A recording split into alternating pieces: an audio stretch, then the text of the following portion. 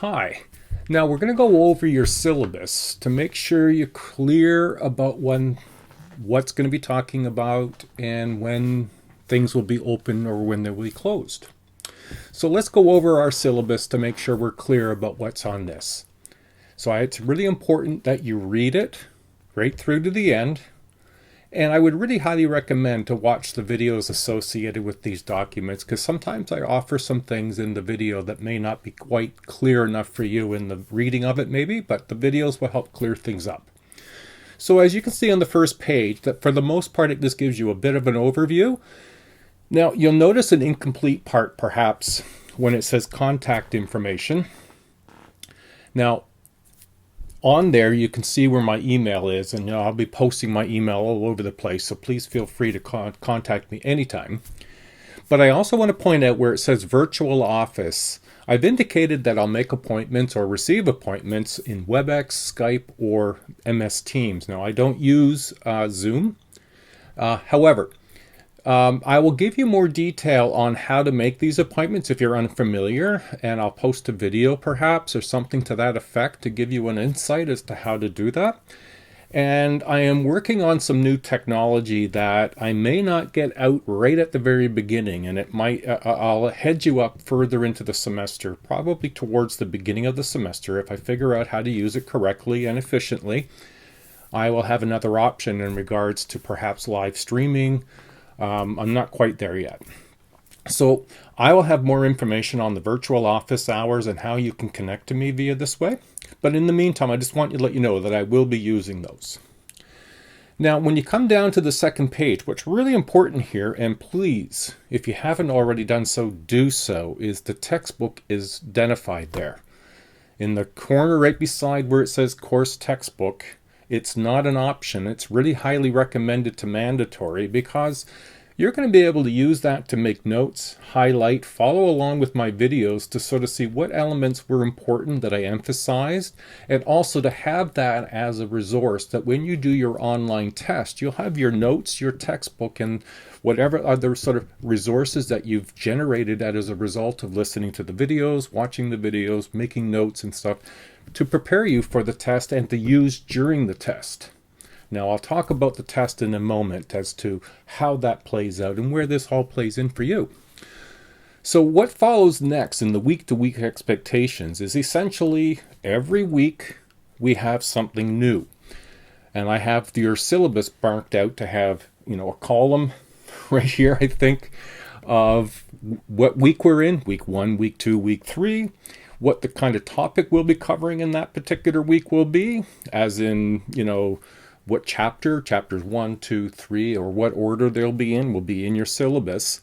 The content section there is just to let you know, in particular, journals are opened and closed at certain times, tests are open and closed, and your assignment has a place to be posted.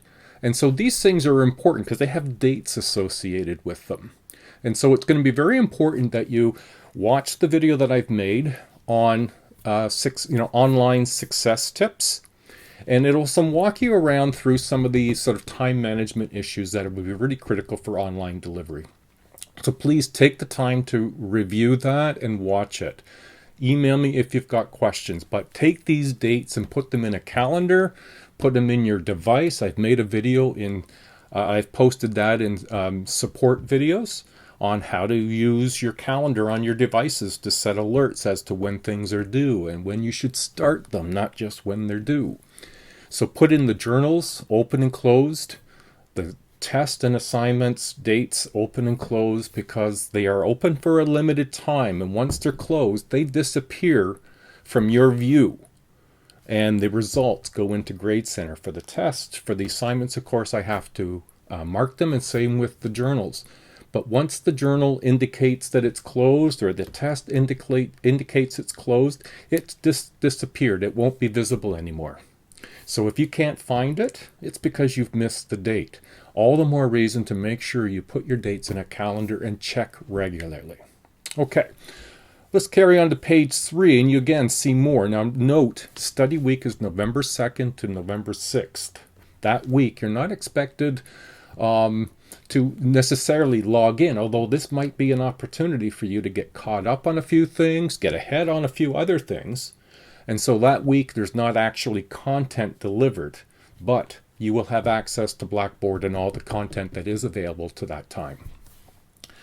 Now what follows, I've got 3 components. Now, one will be that you've got 3 tests and what the percentage for those tests combined are. So if you have 3 tests and there's 60%, and if you look at there's 3 tests, that means they're 20% each.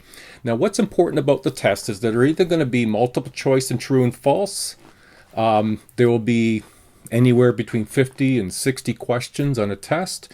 Now you're going to have a complete 3 hours to complete them over the course of 1 week, say a Monday through to a Friday, a Monday at 8 to a Friday at 5. Check your syllabus, because I think on the last test I've added a Sunday so that you could write your Gen Ed test on a Sunday while your other courses, core courses, might be offering to write them during the week of that last week in December. So make sure you check the dates. Now, the other thing to bear in mind, that when you start your test, you can start the test, say, Monday at 8. You're eager, you're ready, and you want to start. So you go into Blackboard, you go to the week where the test is living, you click on the link, and you begin your test. Now, you may complete the test in an hour, and you get a grade of 72%. And maybe that makes you quite happy.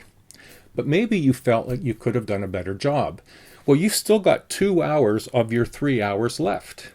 So you might go back and review your notes a bit more, and then try your test on Wednesday. The remaining 2 hours will be there, and you write that test, and maybe now you get 81%. So that may have been an advantage for you. Now your time might be very snug, and you might find one attempt to be your best go. I just want you to know that if you're attempting one attempt, don't race through your test. You've got 3 complete hours, and you don't have to do it all at one time.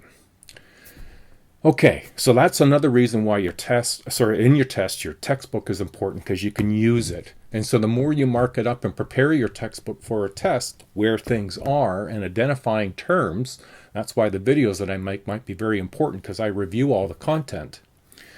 That becomes an important element for you and your success in an online class.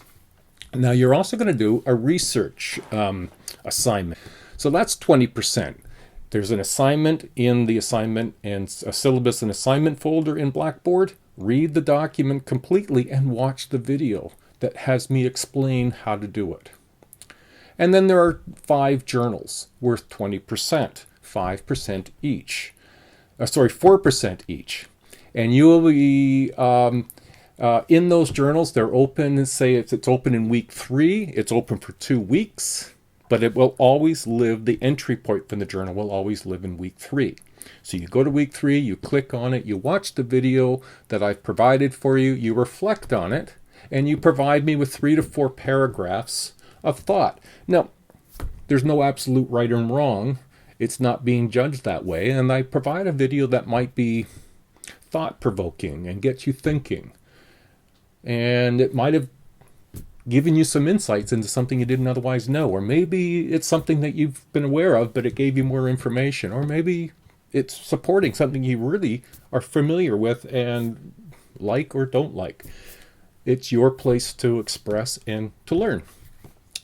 Now, below that, I've indicated student support services. Now, because we're are online, and with the COVID restrictions, these services are available online. So please check your student portal for access, but also you find the links to emails, and they will help you best with how to serve you.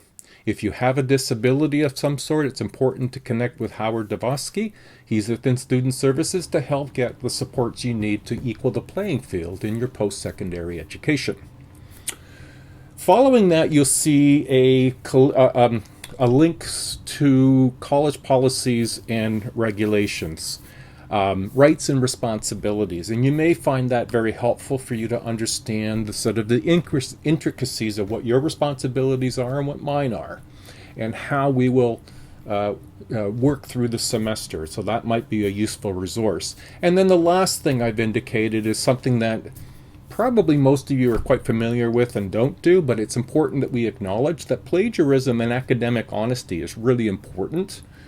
And as faculty, we check for that. So I would make sure you read this bit and do your best to adhere to academic honesty and not plagiarizing. Okay?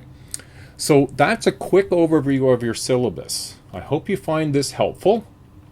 Please email me with questions, but please read the document carefully, put the dates in a calendar or your device, keep it regularly updated, and watch the videos.